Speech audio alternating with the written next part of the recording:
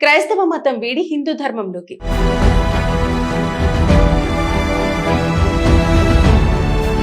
అల్లూరు జిల్లా ఏజెన్సీ ప్రాంతంలో జరిగిన ఒక సంఘటన ఇప్పుడు దేశవ్యాప్తంగా చర్చనీయాంశంగా మారింది. ఆంధ్రప్రదేశ్ లోని అల్లూరు సీతారామరాజు జిల్లాలో సుమారు 365 మంది గిరిజనులు, దాదాపు 360 కుటుంబాలకు చెందిన ప్రజలు క్రైస్తవ మతాన్ని విడిచి తిరిగి హిందూ ధర్మాన్ని స్వీకరించారు.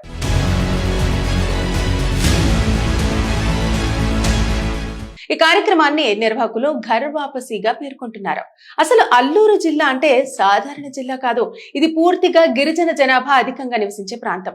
జిల్లాలోని జనాభాలో అత్యధిక శాతం షెడ్యూల్డ్ ట్రైబ్స్ కి చెందుతుంది. కొండదొరలు, కోయలు, గడబలు, వాల్మీకులు, భగతలు వంటి అనేక గిరిజన తెగలు ఇక్కడ నివసిస్తుంటాయి. సాంప్రదాయంగా వీరు ప్రకృతి ఆరాధన, గ్రామ దేవతల పూజలు, స్థానిక ఆచారాలను అనుసరిస్తూ వచ్చారు. ఈ 365 మంది గిరిజనులు గత కొన్ని దశాబ్దాల్లో వివిధ కారణాల వల్ల క్రైస్తవ మతాన్ని స్వీకరించారని, ఇప్పుడు తమ పూర్వీకుల సంప్రదాయాలకు తిరిగి వచ్చామని ప్రకటిస్తూ హిందూ ధర్మంలోకి చేరారు. అయితే ఈ కార్యక్రమంలో ప్రత్యేక పూజలు, హోమాలు, సంప్రదాయ పూజలు నిర్వహించారు. అంతేకాక గ్రామంలో కొన్ని ఆలయ నిర్మాణాలు కూడా చేపడుతున్నట్టు సమాచారం. అయితే గిరిజన ప్రాంతాల్లో చాలా కాలంగా మతపరమైన ప్రభావాలు, విద్య, ఆరోగ్యం, ఆర్థిక పరిస్థితులు, సామాజిక మార్పులు కలిసి సంక్లిష్ట పరిస్థితులను సృష్టించాయి. అనేక ప్రాంతాల్లో క్రైస్తవ మిషనరీలు విద్య, వైద్య సేవలు అందించడం ద్వారా ప్రభావం చూపించాయి.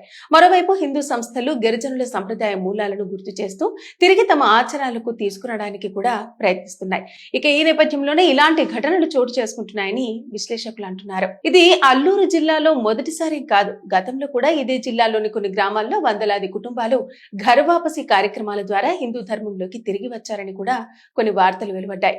2022వ సంవత్సరంలో కూడా 126 కుటుంబాలు తిరిగి హిందూ ధర్మాన్ని స్వీకరించాయి. అయితే ఇలాంటి ఘటనలు జరిగినప్పుడు రాజకీయ, సామాజిక, మతపరమైన చర్చలు కూడా తీవ్రంగా జరుగుతూ ఉంటాయి.